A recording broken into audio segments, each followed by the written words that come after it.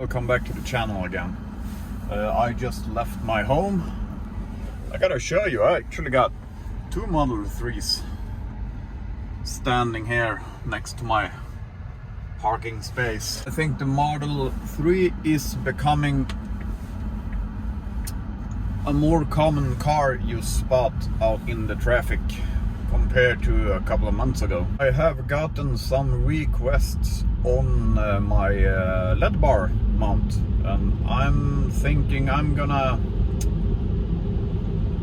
use this episode to explain to you how I did a Ledbar on my car. Some people have asked me for a tutorial on both YouTube and on forums, so I might as well show you how I did it and the different solutions you can do to mount a Ledbar on your Model 3 or Model Y. You got different types of solutions to connect a Ledbar to a Model 3 or Model Y. There's a difference between Model S, Model X and Model 3 and Model Y. There's a difference in the canvas signals, and there's also a difference in what type of solutions you can use to get the signals out.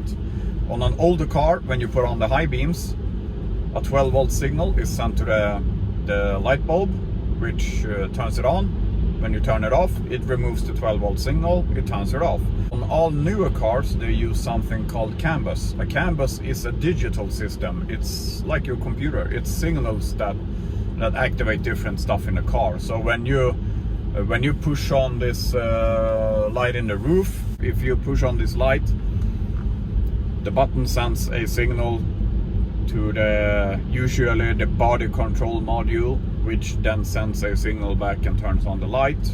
Your headlights work the same. You turn on the stalk and a signal is sent to the light module to light up your headlights, or far light as you say. What you want to do is you want to connect your far light signal to a canvas module, which in turn sends a signal to the light bar to turn on.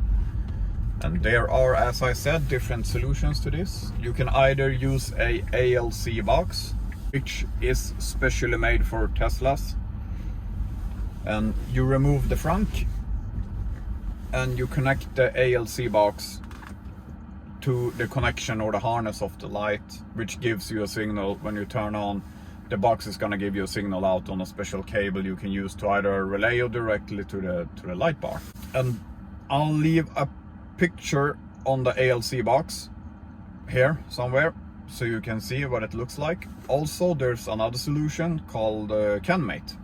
I have used a lot of CanMates in my days, I was about to say, to other cars. I used them on my BMWs that I had to get a canvas signal. It's like a small purple little box. Works exactly the same as the ALC box, except you usually hook it up to a harness somewhere in the car, where it then grabs the canvas signals, gives you one cable out, which you can use to turn on a relay, which then turns on a Ledbar. What I chose to do was I bought the XBB solution, which is sold here in Sweden. I'm not sure about XBB being sold in other countries, but you could always order from like a Finnish, Swedish or Norwegian page and just let them ship it out to you. I think that's the most reliable solution to connect a Ledbar to the car. So I thought I'd show you. This is the Ledbar which I'm using. It's mounted under the registration plate, as you can see here. Kind of simple solution. I did not want to drill any holes anywhere on the car other than the holes that already exist in the bumper. See if I can turn on the lights. As you can see, lights up. I'll show you outside also. Turns on with the far light on the car. For me, this was the most simple solution, considering I'm not gonna leave the light bar on my car when the spring comes. I always remove my light bars Do not use them in the spring or summertime, because then it's the opposite here in northern Sweden. Summer in northern Sweden, kind of bright all day around, so no need for a light bar in the summer. But anyways, I chose a XBB solution, and what you get in the XBB solution is you get a power dongle, which is a OBD dongle, and it talks through Bluetooth. And there is also a relay, which is hidden under the frunk. So what I do is I connect my app, my XBB app, to the dongle. It's hidden down here. I'm gonna show you how I can do it right now. So I removed it to show you what it looks like, and it looks like this.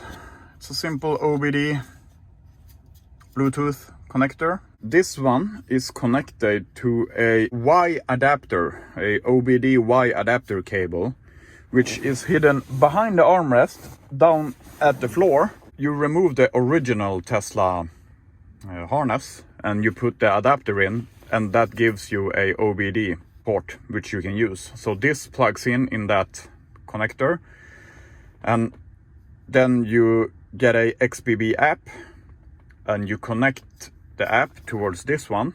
Get two signals out from the relay, which you can then program through the app to whatever you want. If you want to use it to your position light, maybe the far light, as I've done. You can also program one of the outputs to activate through reverse signal. So, short explanation. My app, it does not need to be connected to this Bluetooth dongle every time. You only use the app to program the dongle, and when it's programmed, it works every time. I can activate them. As you saw, I removed the dongle, I put it back, and it activates instantly.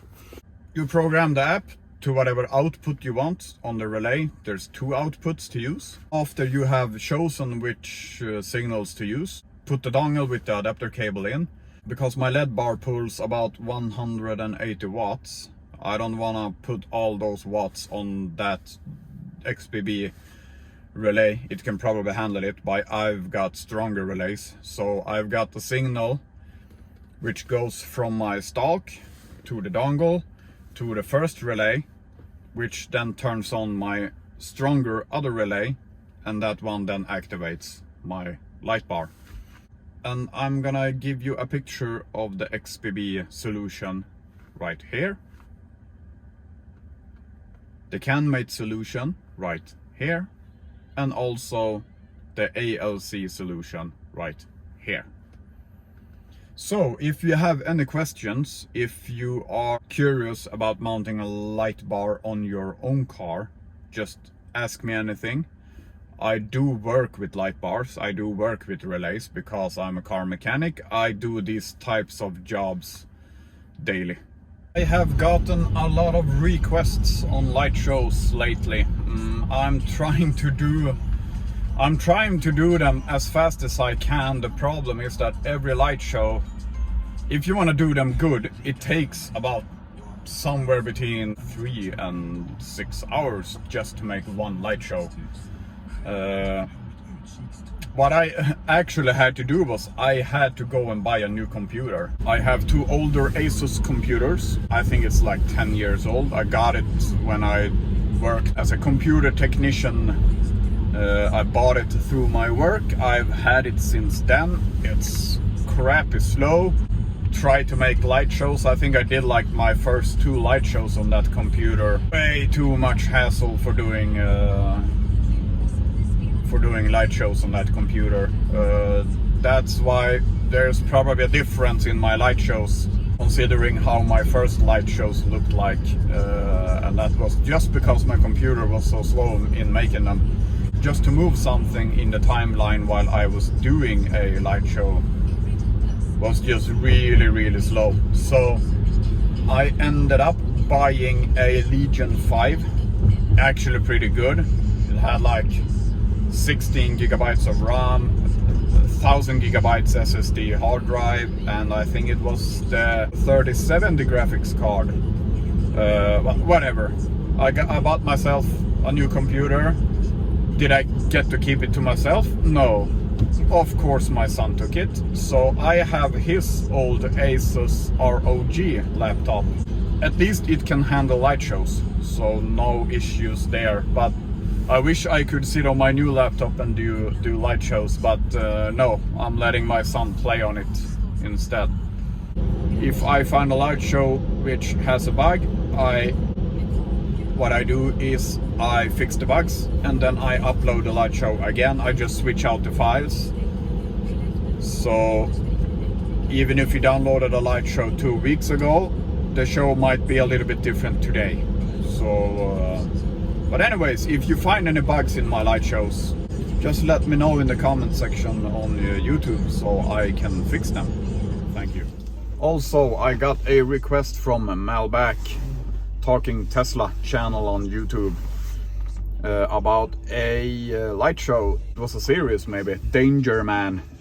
He wanted the theme song, a light show to the theme song of Danger Man, and of course I gotta help out my fellow YouTubers, so I'll hit you up with a link to his channel.